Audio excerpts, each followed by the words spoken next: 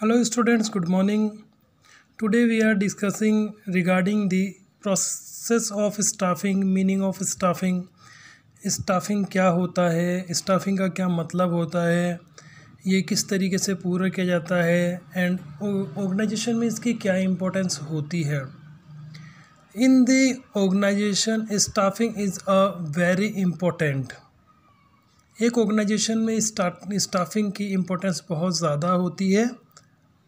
क्यों ज़्यादा होती है? Because employ do all kind of work and increase the efficiency in the organisation.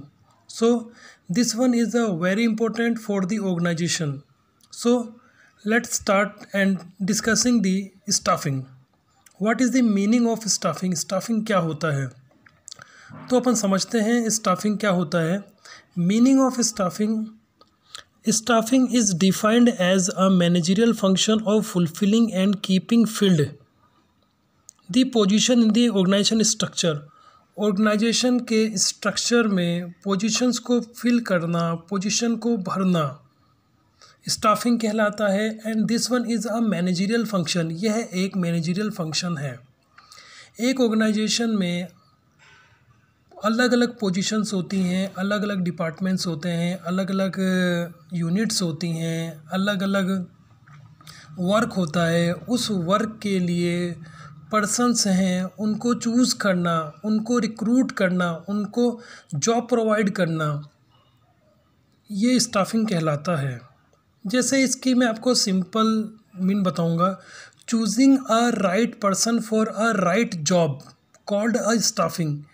एक ऑर्गेनाइजेशन में अपन सिंपलेस्ट वे में कहें कि choosing a right person for a right job it is a staffing.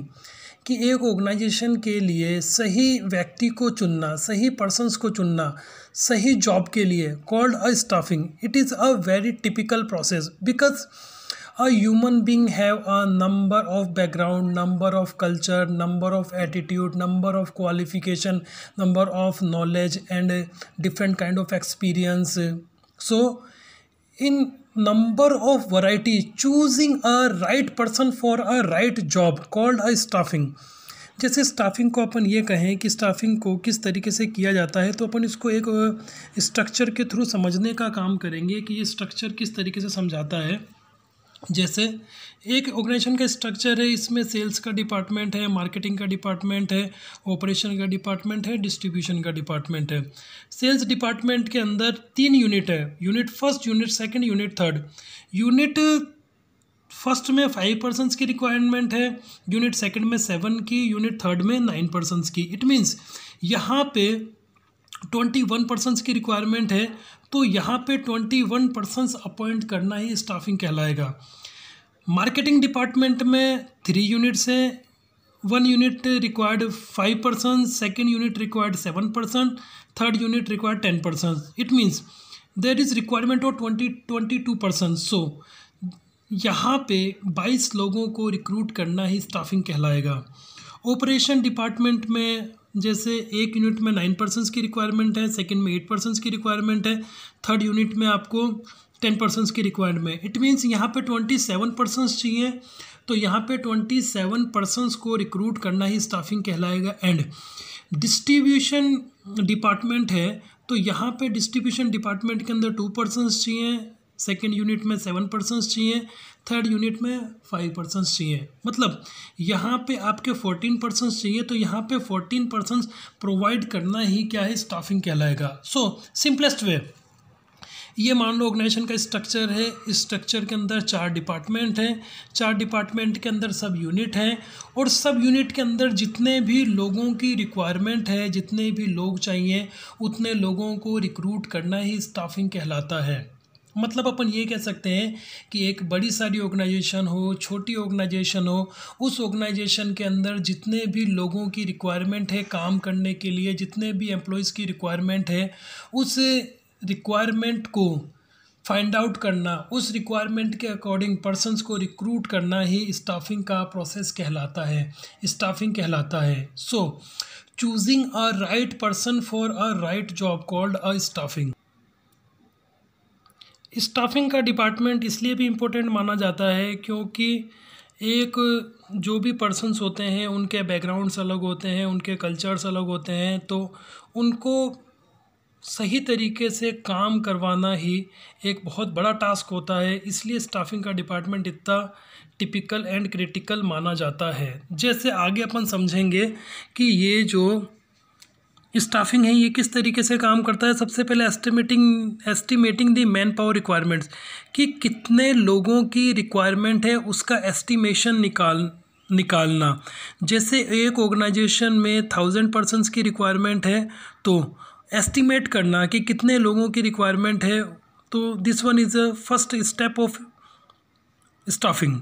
Second thing recruitment, उनको सबको recruit करना, कि जितने भी लोग हैं उनको रिक्रूट करना ही स्टाफिंग का सेकंड स्टेप है। थर्ड वन सिलेक्शन, कि जैसे सिलेक्शन के प्रोसेस इसमें इसलिए कहा जाता है क्योंकि अगर मान लो किसी कंपनी के लिए 100 पर्सन्स की रिक्वायरमेंट है और वहाँ पे अगर 1000 की एप्लीकेशंस आ गई या 1000 पर्सन्स अगर इंटरव्यू देने के लिए आ गए तो सभी लोगों को सेलेक्ट नहीं किया जाता है, तो उसमें से बेस्ट वन को चूज़ करना ही सिलेक्शन कहलाता है। जैसे सिलेक्शन प्रोसेस में 1000 लोगों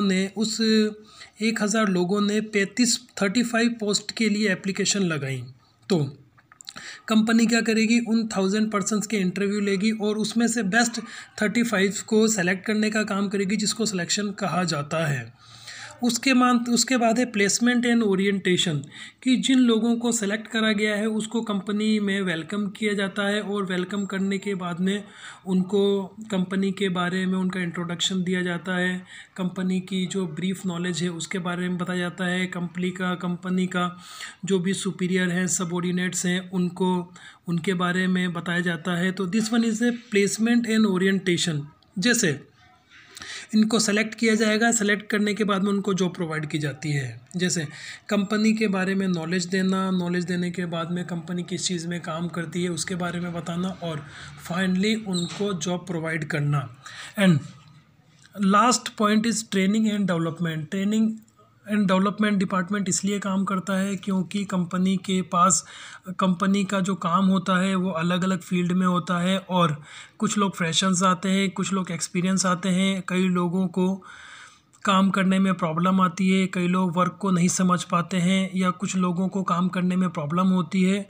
तो ट्रेनिंग एंड डेवलपमेंट के अंदर की लोगों को कंपनी के प्रोडक्ट के बारे में नॉलेज देना और नॉलेज के साथ साथ उनसे काम करवाना ही ट्रेनिंग एंड डेवलपमेंट का काम होता है। So we can say staffing is a complicated task of organisation and fulfilling these tasks according to qualification, according to experience of the organization for the employee।